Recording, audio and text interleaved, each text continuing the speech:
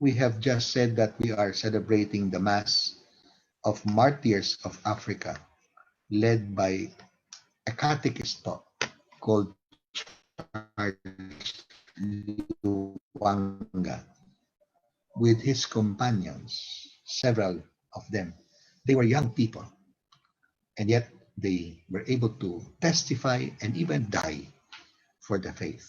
Now, this is just simply an example of so many people who followed the lives of Saints Peter, Paul, for that matter now, and of course, earlier than them, Jesus Christ himself.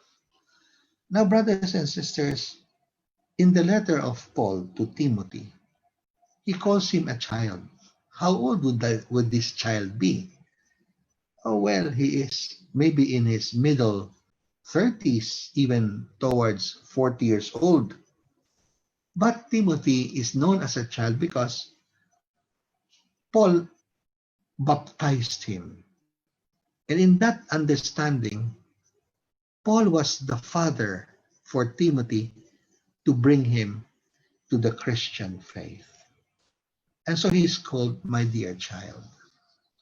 But Timothy, in his middle 30s or even early 40s, was made by Paul uh, an administrator. We call it an elder. At that time, in the Greek word, it's called presbyter, presbyteros.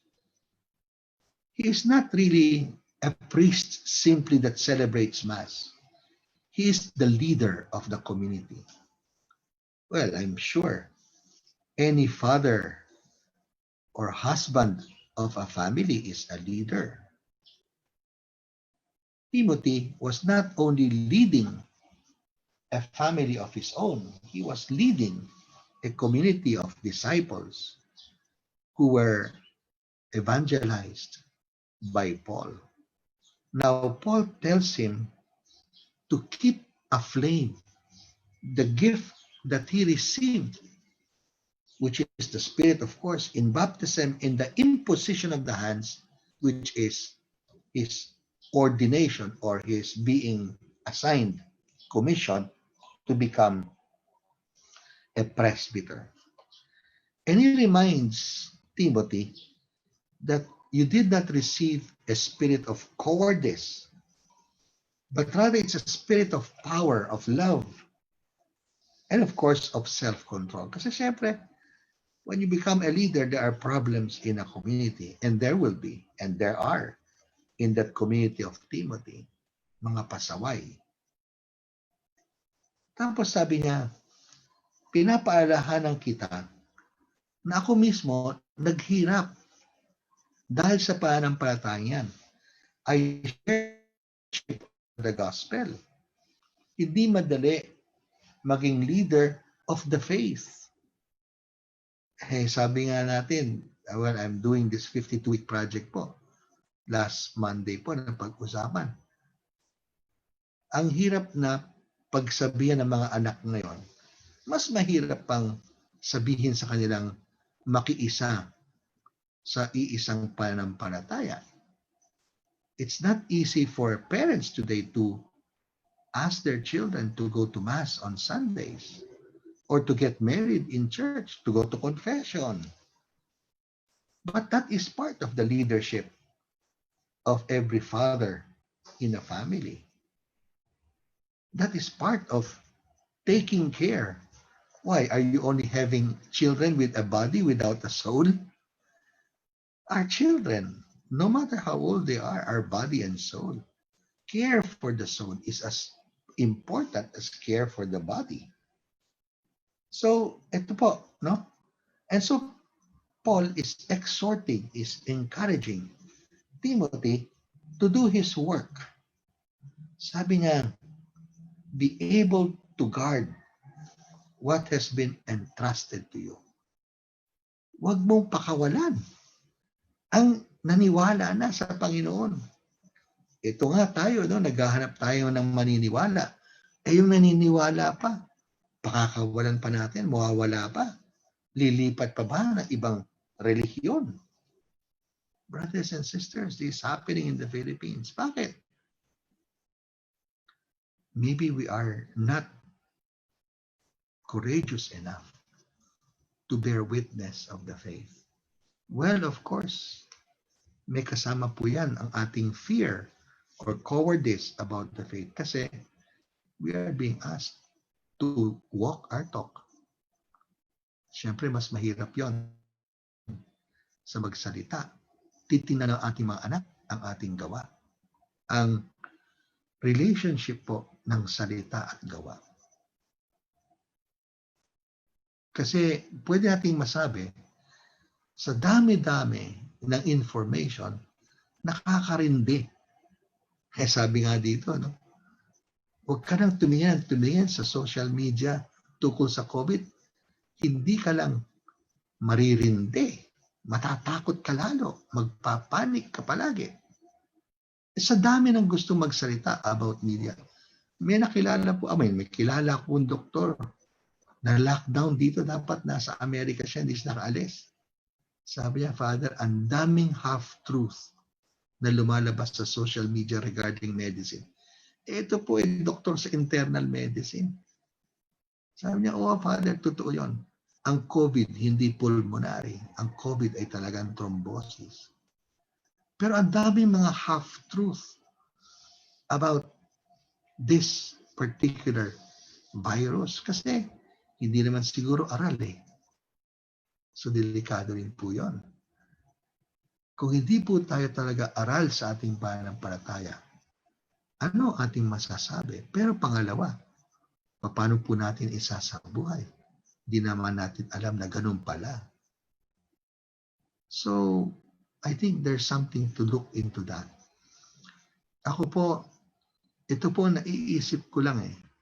Kung sabi ni Jack Ma na the only thing we need to do this year is to live. Huwag na daw po natin isipin kung gaganansya tayo, kung magkakaroon tayo ng babalik pa tayo sa dati nating trabaho and so forth and so on. Sabi yan, hindi. Sa akin, ang aking iniisip muna eh, buhay kaya ako at the end of the year? Kasi he says that this virus or this pandemic will last more than a few months. Tanong ko po eh, shall we live for eternal life? Kasi pwede tayo mamatay, sabi ni Jack Ma. While we want to survive, pwede rin tayo mamatay. So pwede rin po tayo humarap sa Diyos. Alam nyo, mga magulang, cargo nyo ang inyong responsibility sa inyong mga anak. If God asked Cain, where is your brother? Where are your children? Why are they not going to heaven? You cannot tell God, am I my brother's keeper? Am I their parents of the soul? Of course. It's body and soul. So yun po. Tapos sa gospel pa maganda eh. Kasi ang ating mga anak, hindi naman pasaway lang. Pero meron silang social media, meron silang nakikitang ibang pamamaraan ng pamumuhay. Nakita niyo yung gulo ngayon sa Amerika? Ang daming mga tao na confused, lost, mga kabataan. Hindi nila alam anong tamang gawin. So nagtatanong sila. Pero sad to say, itong mga Sadducees na to, they were asking Jesus to ensnare him. Parang ang kanilang tanong, rhetorical, no? Parang nambubuyo po. Sabi niya, wala ka ba talaga sa resurrection? Sabi kay Kristo. Ako sa Moses na ating dapat sundin. Kapag isang lalaki ay nakapag-asawa, pero namatay siya at wala silang anak ng kanyang asawa, dapat yung kanyang asawa mapangasawa ng ikalawang kapatid na lalaki. may 7 kapatid na lalaki. Lahat sila nagkandalamatayan. Walang iniwan na anak. At nung namatay itong aling ito, itong babaeng ito, kaninong asawa siya? Ano nyo, sabi ni Kristo, in the end, sa ating gospel, kinausap niya ang Sadducees. You know, the God of Abraham, the God of Isaac, the God of Jacob is not a God of the dead, but of the living. If you mention God of Abraham, Isaac, and Jacob, you're talking of these people who rose from the dead are in heaven. You are greatly misled. Pero syempre, kasi alam ni Kristo ang kanyang pinaniniwalaan. Alam niya ang kanyang relihiyon. Alam niya, siya pa, anak ng Diyos mismo. Paano po masasabi na itong aling ito, kaninong asawa siya pag siya'y namatay? 7 ang kanyang napangasawa. Ako po, sasabihin ko na lang simple sa inyo. Ano ba sinabi nyo nung kayo nag-asawa? I would love you for better, for worse, rich or poor, sickness or health, until death do us part. So huwag naman po sasamain ng inyong asawa na kapag kayo namatay, ay yung inyong sposo o esposa ay pwede mag-asawa ulit. Kasi ang pangako is until death. At pagdating po sa langit, sabi ni Jesus, tayo para mga anghel. There's no need to be married or to get married. Get into marriage. Bakit po?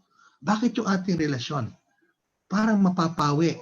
It has a certain, kasi di ba, for better, for worse, richer or poorer, sickness or health, you are companions for life. Bakit sa langit? You seem not to be companions for life. Bakit? Mas mahalaga ba ang iyong pagmamahal sa iyong asawa sa pagmamahal mo sa Diyos? Pagdating mo po sa langit, Diyos po ang mananaig sa buhay natin lahat. Maging yung napangasawa mo, naging asawa mo, ang pagmamahal mo sa Kanya ay ang pagmamahal ng Diyos sa inyong dalawa. Dahil po doon, magkakaroon po ng real purity of intention ng pag-aasawa, ang relasyon sa isa't isa. Para kayo mga anghel na walang iniisip na something sexual or something na it will give you pleasure as a person. In heaven, we are only there because we have committed ourselves that God is our only joy. And therefore, He is really the pleasure of our whole self. And we are, in fact, so happy that also God is the pleasure and joy of my wife, of my children. We know each other in heaven, but we don't need to seek the pleasure for ourselves, because in heaven we have arrived that really the highest joy is God, and to be with Him is that joy. So hindi na po tayo magtitingin ng sino mas maganda o mas sexy sa langit. Diba? Ngayon, paano ko to alam? Pinag-aaralan. Tapos yung pinag-aaralan, pinag-iisipan ng implikasyon. Gusto ko sana, kung survive ako at the end of this year of 2020, sana ma-celebrate ko rin ang 500th anniversary of the gift of the Catholic faith. Pero gusto ko po, personally, nakatulong po ako na maraming Katolikong kasama ko, nakilala ko, napakinggan po ako, nakita ako, mas minahal nila ang kanilang pananampalataya.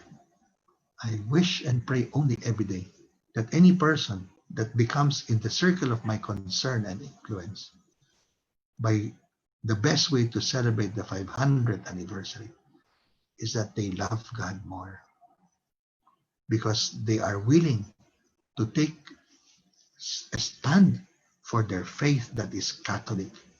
Because living it, they will be able to give it, hand it over to the next generation.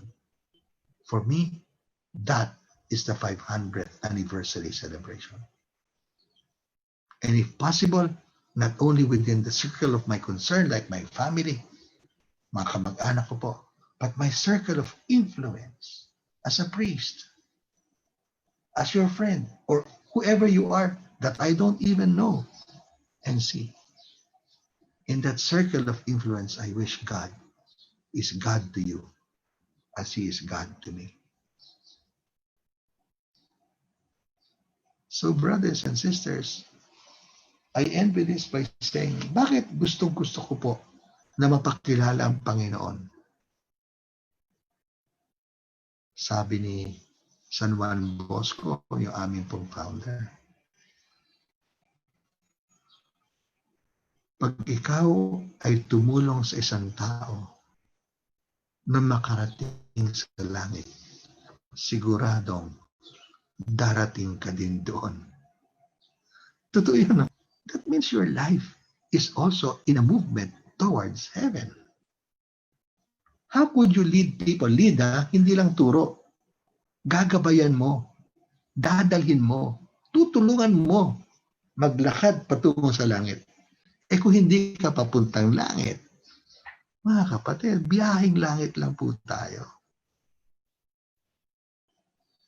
Kahapon nga may niloko ko sa telepono. Sabi ko, gusto mong sumama sa akin? Padahal saan? Sabi ko, sa langit. Padahal naman. Sabi ko, hindi ko nagloloko. Gusto ko isama ka rin ikaw sa langit. Gusto mong sumabay. Minsan po parang kalokohan, pero meron pong katotohanan.